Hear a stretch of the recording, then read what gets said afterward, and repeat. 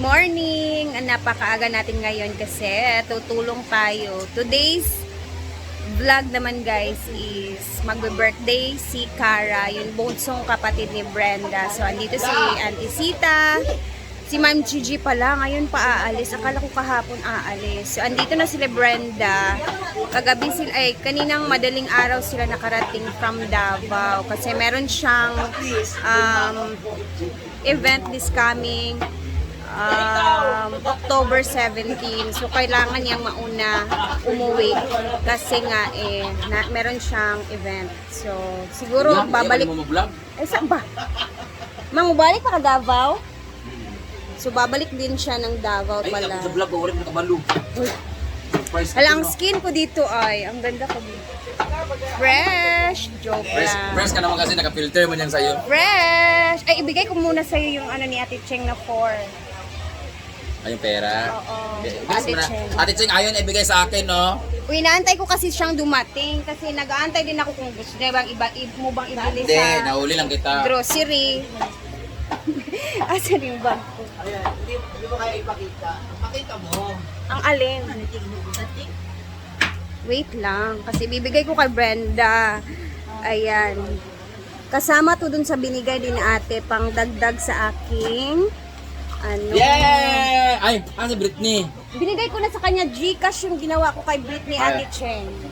Kasi hindi na siya makaantay. Ate Cheng, thank you so much sa gift. Ayan. Ito ba itong itsura ni Rhea po, guys? Kasi sa cellphone niya maganda siya. Ito ba itong itsura?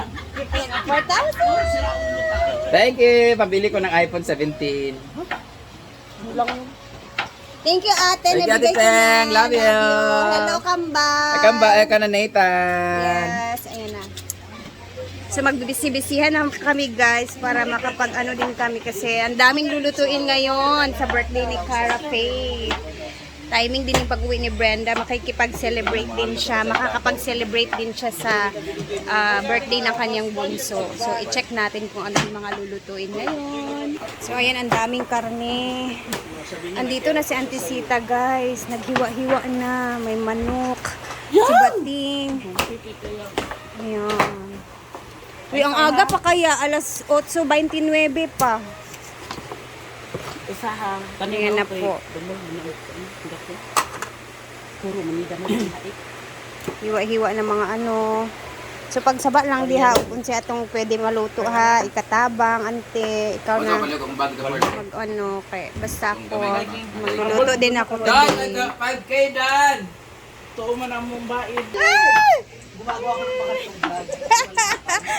Wait lang guys. Ay, si Amanda pala. Aalis ngayon. Naka-impake si Amanda guys. Aalis na siya. Hindi ko alam kung aalis ba siya ng farm ha. Kasi, yung nangyari kasi, wait lang, bago tayo pumunta doon, magchika muna ako dito. Yung nangyari kasi sa kanila dun sa Davao, syempre, nag-inom-inom sila. So, nalasing si Amanda, nag-live si Amanda, syempre nakainom din siya. So, nag-comment yung mama ni Amanda na, bakit niyo pinapainom yan? Bawal yan mag-inom kasi PWD yan.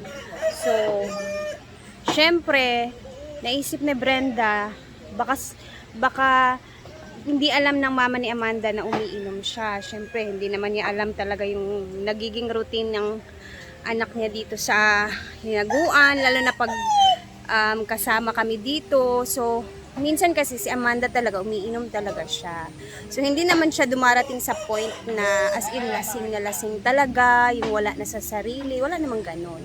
May mga times lang na yung occasionally ba siya umiinom. So, naisipan ni Brenda para hindi na mag-isip na, para ma-relax yung mama ni Amanda,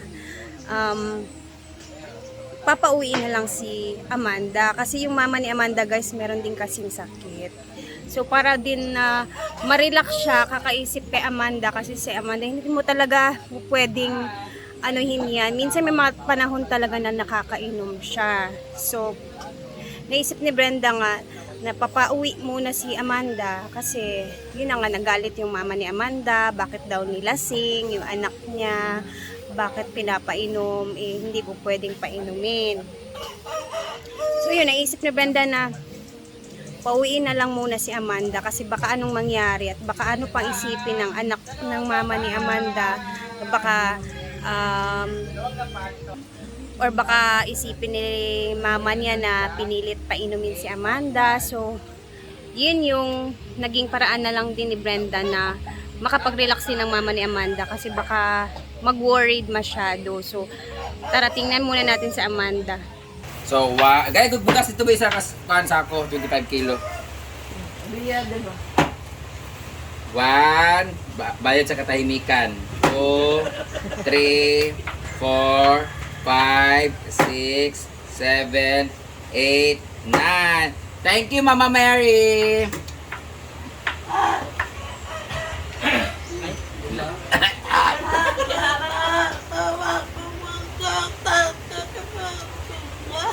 Huwag ka na umiyak.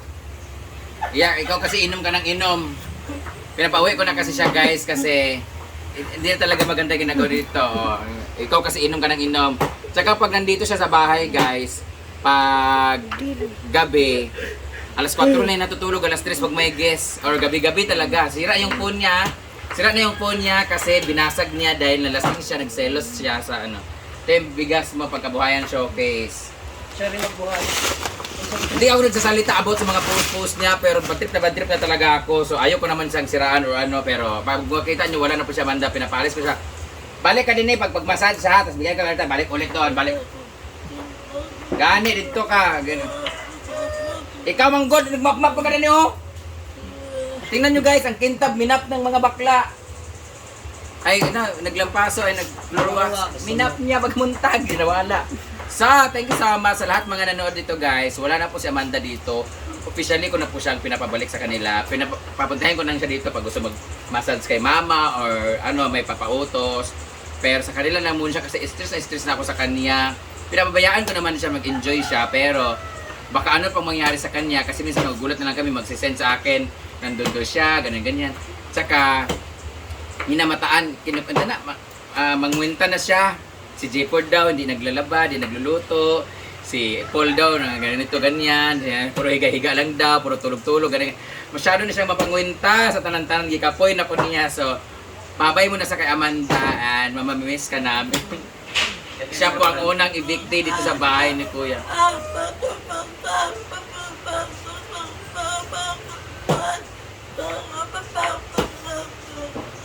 Dili na mag-inom-inom, huwag daghan kayo ha. Mag-inom-inom ha. Ikaw na naman ang mali. Ikaw Dili na ha. Dito, istorya ni mama ni mo. Balik ka din pag wala na mo kaon. Ay, pag wala ka na makaon, call me ha. Kaya gan ka ni bugas ha. Mag-inom-inom dito ha. Babay Amanda! Magbabay ka na sa... Ha? Tilap, dugay na ka na ko ni gulat. Dugay na gulat. Balik ka din pag swimming. Imo mga pangot kayo dito. Sila ni anak ni. Okay lang, balik-balik lang dito. O gali, wala daw siya kwarta. Nagpapagawa bahay mo, di ba? O niya, sige magkikilo nga! English, Tagalog, computer. Bahay, lugar, cellphone. Oh. Okay po guys, time is up. Para sa ating Pinoy nyo. Thank you so much for watching guys. Bye-bye. Nagpapagawa daw sila ng bahay nila, ay kwarto niya. Ayun ko, ano gagawin natin? Yan, kwarta pera doon. Balik ka din dala sa kabugasa. Masabi ko, tingnan yung bugas. Itong ano, sa'yo na to. Balik ka na. Kunin, sabi mo, ito akin yan sa'yo. Mana, massage, tapos bigyan kita bugas ha. Ito na sa inyo. Diyan nagka-count sa... Oh, di ba? Kanya raw yan. Yan na nga! Ayan, isa. Mami me. O, imo na. Oh, yan. Ganina ko pa sinabi na ako na to. Oh, di ba? Palit. Exchange. Palit ba? Palit. Money changer, money changer. Anak ka sa ako ah. Okay na ko. First time din nakainom ng Japanese wine, nabuang. Hindi kami magkasalanan kasi pag uminom, Pwede mo po siya. meron daw pala sa ikaw daw pala. Yan maranas dito. Ingon si mama nimo. Mama, enjo nga. Ikaw daw na dito. Munang gadugo siya per me. Oh, na daw kay Kuandrion Moranas oh. bawal ka mag-inom. Anong almoranas? Hindi bawal mag-almoranas. Ako nga may almoranas ako. Bawal magpalubot. Oh, bawal nga kasi nga meron ka ano, di ba? Ano bawal. Ulit si Lord. Tampoy na ko nimo. Ako na ning duha ka lapad kasi i-issue na po ko sa mga yawa ha. Chika diya nga money exchange na mo rate sa By the way, money exchange po tayo ginawa natin ha. Ibabas nyo na naman ako na hindi ko binibigay ang pera ni Amanda tapos ninanakaw ko. Abonado pa nga ako, nilan off ko pa nga ng 300 sa paong kamudya. Pinagdagan mo yun ha, ang pera doon niya.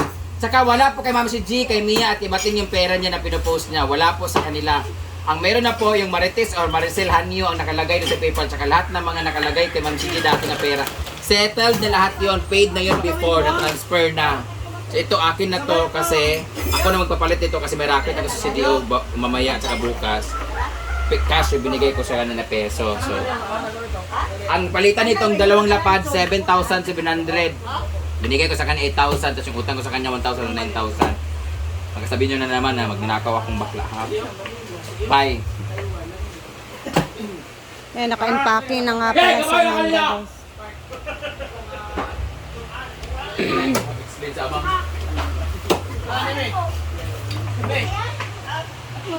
So yun, wala tayong magawa. I-decision na din ni Brenda yun guys. So dito tayo kasi busy na ang all. Dito sila Uncle Ruben, nagpe-prepare sila dito ng mga kahoy na gagamitin kasi ubos na yung kahoy sa ilalim na lagi namin ginagamit pag nagluluto kami sa kahoy. So, eto naman is mga tambak to na kahoy na hindi na ginagamit. So, gagawin na lang siyang sugnod sa pagluto. So, magbisibisihan muna ako guys and then mamaya ulit ha. Kailangan ko munang tumulong dito kasi busy na sila. So, see you later and hope na intindihan niyo yung decision ni Brenda for Amanda. So, mamaya ulit and God bless everyone and salamat.